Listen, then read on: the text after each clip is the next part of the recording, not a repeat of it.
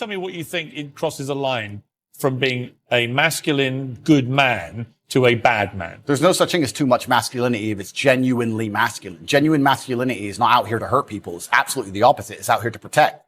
And when bad things happen, they call traditionally masculine men. If you need a firefighter, you need a masculine man. When you call the police because of the problem you have, you want masculine men. And as soon as a woman or a man is in trouble, when you look for backup, you look for masculine men. And masculine men have a duty to provide and protect those they care about. We have a duty to do things we don't feel like doing because we know we're supposed to do them. And that's why we stayed in the Titanic and died. Those were masculine men. Where did you get your views about this from? This is what I grew up with. It's the family I grew up around. And your father, your mother? Yeah, both? and the world I lived in. And I think a lot of the things I'm saying now about masculinity and how people should act in the world, how the world should function, were considered completely normal and accepted by everybody only 20 years ago. I think the world's just lost its mind. For me to stand up and say a man should protect a woman now gets to be called a misogynist and canceled. If I said that 10 years ago, everyone would say, duh. And what's funny is, everyone who argues against me and says men shouldn't protect women, especially all the feminists, if they were with their boyfriend and a man broke into their house, guess who they'd expect to go downstairs? Who do you think? Think they go themselves? Are they going to Afghanistan? No, we send men to do this. Right now in Ukraine, men cannot leave. Women are allowed to leave because men have to fight in the front line and women are allowed to go to Dubai. That is how it is. What do you say to young men who come to you for advice? You feel lost. You don't really know where they fit into society. I say that life as a man is exceptionally difficult.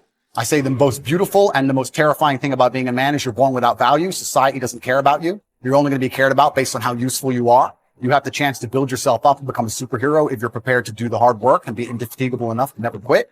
But if you're going to stand around and wait for a handout, nobody's going to ever respect you. And I think that a lot of people have forgotten about how difficult and how competitive it is as a man. We're always in constant competition with each other. And it's your duty as a man to stand up and say, I want to be as important and strong and good-hearted and God-fearing as possible. And I need to work hard to achieve those things. David Sheila Hancock says we've become too over-emotional as a society, crying too much about everything. Has she got a point? She's completely right. And the dangerous thing about overly emotional men is that they're dangerous. They're genuinely dangerous. This is what's crazy. All these people who talk about toxic masculinity and how bad it is for men to be traditionally masculine. A traditionally masculine man does things he doesn't feel like doing because it is his duty to do them. He charges into the building because it is his duty. Not because he feels like it, because it is his duty. We're now teaching the new generation of men that they don't have duty and they can just act on their feelings and act how they feel, and they don't have to act as a man should. Do you know what happens when you get men who just act how they feel?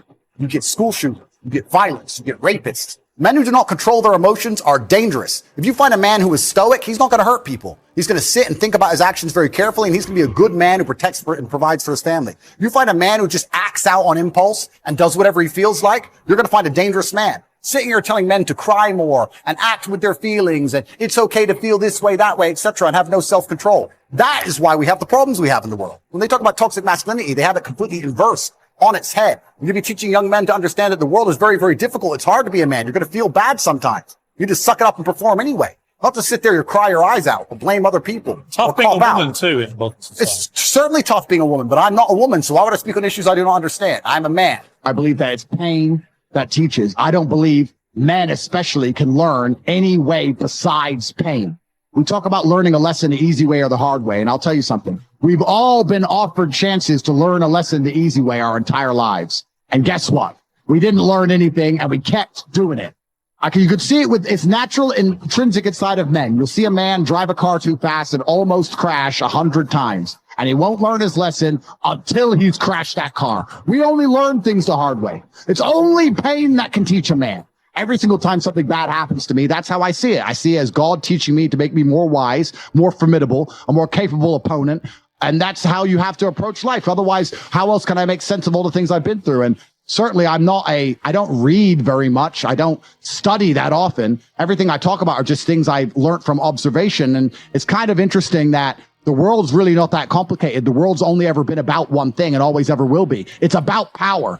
It doesn't matter if you're talking about a relationship between a man and a woman. It doesn't matter if you're talking about global economic policy. It doesn't matter if you're talking about a war in Ukraine. It doesn't matter what you're talking about. The world's always ever been about power. That's all it's going to be about to the end of human time. And they'll put all these other masks on it. They'll pretend it's about humanity and pretend it's about caring about your race or your nationality or all these other things. But truthfully, at the bottom line of all of it is power. And it's people trying to put together structures where they feel as empowered as possible so they can protect themselves and protect the people they care about. I'm not going to hide the fact that I want our team to have as much power as possible. And the other side, the liars, those who live under the veil of deception, they're only interested in power. It's always been a power struggle since the beginning of time.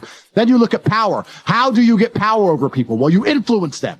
So now it's a battle for influence. Why are they attacking me? Because I have influence. I can influence the populace. They offered me money to sell my soul, and I said, no, I am no longer wanted in this game. I am a wild card that they're not interested in. It's always been about influence. It doesn't matter if you take tanks to a pitched battle in Ukraine and fight a pitched battle. It's all the same thing. It's about trying to get influence over people's minds to control how they think, because then you can control how they act, which gives you power. That's the bottom line of how the entire world works. So when you sit here and some politician stands up and says, I care so much about the planet, I think the sun is too hot, stay in your house and give me all your money, it's nothing to do with the sun. It's about power.